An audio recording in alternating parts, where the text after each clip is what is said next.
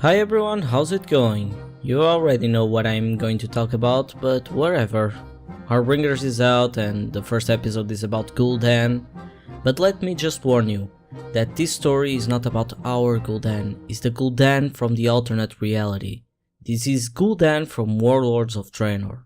From what we know about our Gul'Dan story, this one is pretty different. Gul'Dan is seen being bullied again and again in his clan that I presume to be the Stormreavers clan. Gul'Dan is not a warrior born and his body is shaped in a weird way for an orc to be, but we see here that Gul'Dan is banned from his clan. Before being banned, the clan's shaman tells him to go to the Throne of the Elements to seek answers.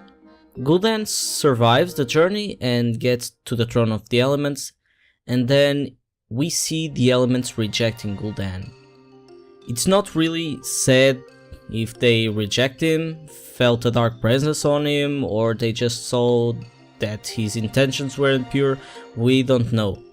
So Gul'Dan cries out and hears a demonic voice that I will presume to be Archimonde's, since it's him that took charge on the alternate Draenor's invasion. So here it seems that Gul'Dan has zero connections with shamanism and Ner'zhul. He was just an orc, born with a deformity in his body, a guy that was just trying to get along with his clan and got kicked out for being weak. I'm afraid to say this, but it's far better backstory than our Gul'Dan, because here there is a motive for Gul'Dan to have such a vengeful mind and thirst for power. He spent years being knocked down for being weak, and that anger manifested and morphed him into what he is now.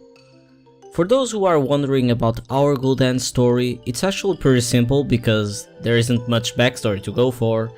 Gul'Dan was just a normal member of the Shadowmoon clan and had an extraordinary talent to use elemental powers, and because of this he was chosen as the honored apprentice to the elder shaman Ner'zhul.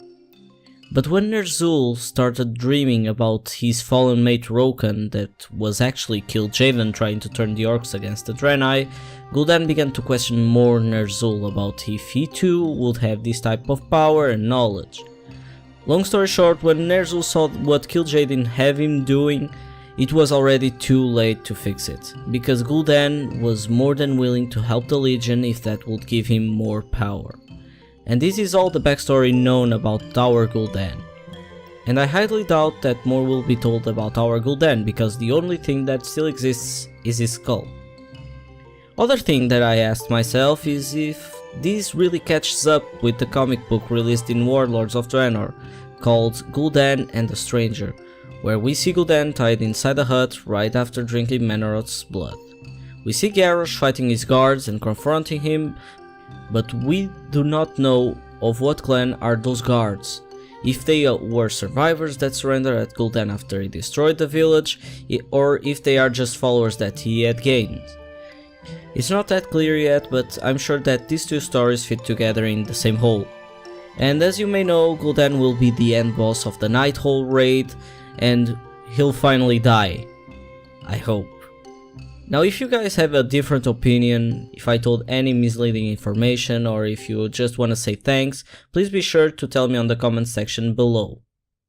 Be sure to like this video, share it for all your friends, and hit the subscribe button so you can keep track of when I post another video. Thanks for watching, and have an awesome one!